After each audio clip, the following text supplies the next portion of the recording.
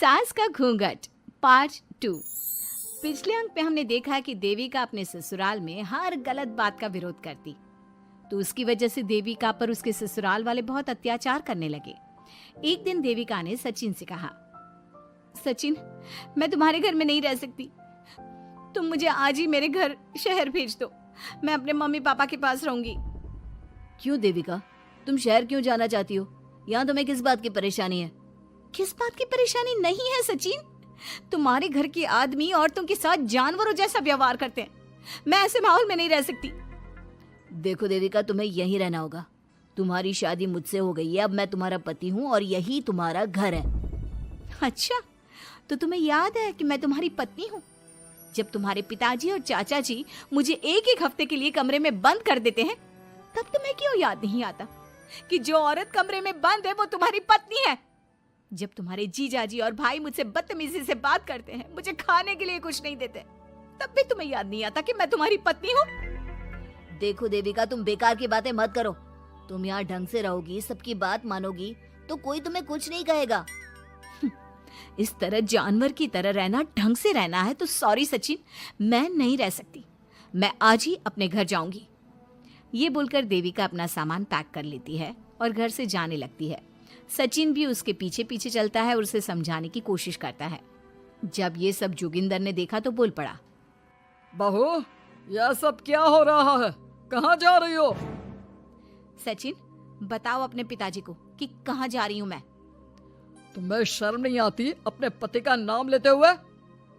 मैं अपने पति का नाम ले रही हूँ, इसमें आपको क्या परेशानी है? आपका नाम तो नहीं ले रही हूँ ना? देविका, ये किस तरह से बात कर रही हो तुम पिताजी से? जिस तरह से करनी चाहिए उस तरह से कर रही हूँ बात। इससे अच्छी तरह से मैं तुम्हारे घर के किसी भी आदमी से बात नहीं कर सकती। तीनों की बात सुनकर घर के बाकी लोग भी वहां आ जाते हैं। तभी जोगिंदर कहता है, हमारे घर की औरतें अपने मर्दों का नाम नहीं लेती।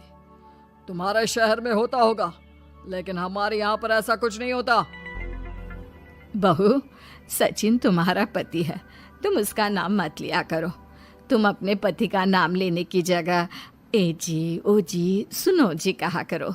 पति ना परमेश्वर होता है। तो परमेश्वर का तो हम नाम लेते हैं। क्यों माँ जी, क्या आप अपने इष्ट देव का नाम नहीं लेती?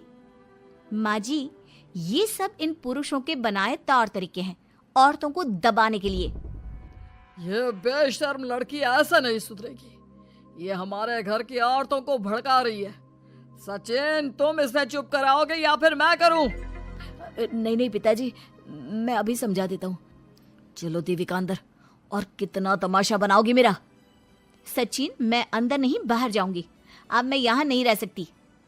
देविका की बात सुनकर महेंद्र कहता है, भाई साहब, ये लड़की इस घर से और गांव से बाहर ना जानी चाहिए, नहीं तो हमारे घर और गांव की औरतें भी ऐसी ही हरकतें करेंगी, वो भी मर्दों के खिलाफ बगावत करेंगी। और मैं भी देखती हूँ कि मुझे घर से बाहर जाने से कौन रोकता है। बहू, इनसे बहस करने का कोई फायदा नहीं, तुम अंदर चलो। इस गांव के मर्दों के अंदर बहुत अहंकार भरा हुआ है।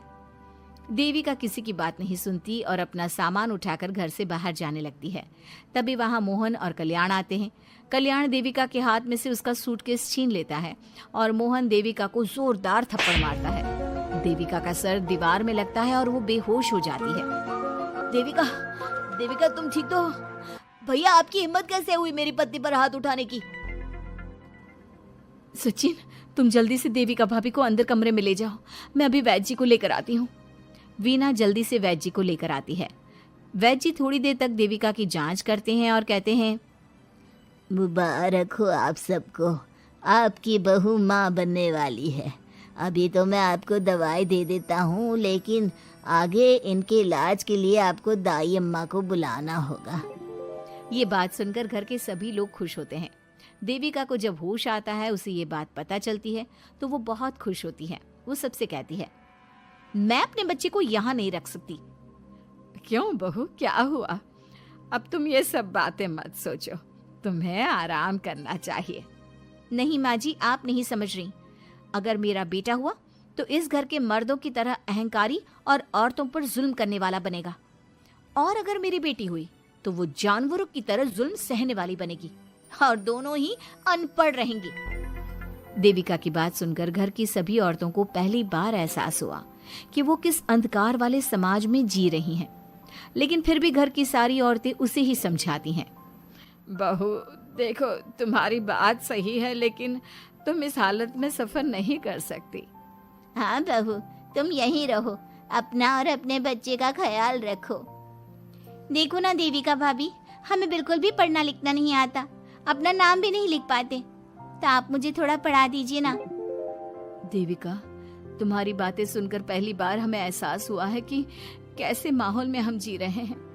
तुमने हमारे अंदर उम्मीद की नई रोशनी पैदा की है। यहाँ से मत जाओ तुम। देविका ने घर की औरतों की बात सुनी तो उसका दिल पसीज गया। उसने गांव में ही रहने का फैसला लिया। वो अपने घर की औरतों को रोज पढ़ाती, उन्हें अपने अधिकारों के बारे में, देश के बारे में बताती। इसी तरह कई दिन बीत गए और एक दिन सुजाता ने सचिन से कहा, सचिन, देविका की तबीयत ठीक नहीं, तुम जल्दी जाकर दाई अम्मा को बुला लाओ ना। भाभी, दाई अम्मा क्या कर लेंगी? आप किसी डॉक्टर को बुला लो, मेरी तबीयत ठीक नहीं है। देविका, गांव के लोग डॉक्टर पर भरोसा नहीं करते। दाई अम्मा बरसों से ये काम कर रही है, वो तुम्हें ठीक कर देगी। सचिन, तुम्हारे घर वाले अनपढ़ हैं, तुम तो पढ़े लिखे हो ना, देख नहीं रहे मेरी हालत क्या हो रही है। तभी तो बोल रहा हूँ, समय बर्बाद मत करो, मैं अभी आता हूँ। सचिन दाई अम्मा को बुलाकर ले आता है। दाई अम्मा घरेलू नुस्खों से देविका का इलाज तो कर देती है। कुछ समय के लिए उसकी हालत भी स्थिर हो जाती है, लेकिन वो पूरी तरह से ठीक नहीं होती। फिर देविका सचिन से कहती है, सचिन, मुझे समझ में नहीं आ रहा, तुम मुझे डॉक्टर के पास क्यों नहीं ले जा रहे? मैं माँ बनने वाली हूँ और मुझे ये भी नहीं पता कि मेरा हेमोग्लोबिन कितना है। दाई अम्मा कर रही है ना तुम्हारा इलाज। लेकिन दाई अम्मा को कुछ समझ में ही नहीं आ रहा कि मेरे साथ क्या हो रहा है। अगर देखो तुम मुझे नहीं लेकर गए ना, तो मैं खुद ही चली जाऊंगी। अगले दिन देविका की तबीयत दोबारा बिगड़ जाती है और दाई अम्मा के किसी भी नुस्खे से वो ठीक नहीं हो रही थी। देविका ने सारी हिम्मत जुटाई और वो अकेली ही डॉक्टर के पास जाने लगी। उसे देखकर मोहन कहता है, बहू, इस हालत में कहाँ जा रही हो? आप लोगों के भरोसे रही ना तो आप लोग मुझे मार ही डालोगे। डॉक्टर के पास जा रही हूँ मैं। बहू, तेरा दिमाग तो ठिकाने पर है। हमारे घर की औरतें मर्दों से इलाज नहीं कराती। हे भगवान, इन जाहिल लोगों को मैं कैसे समझाऊं?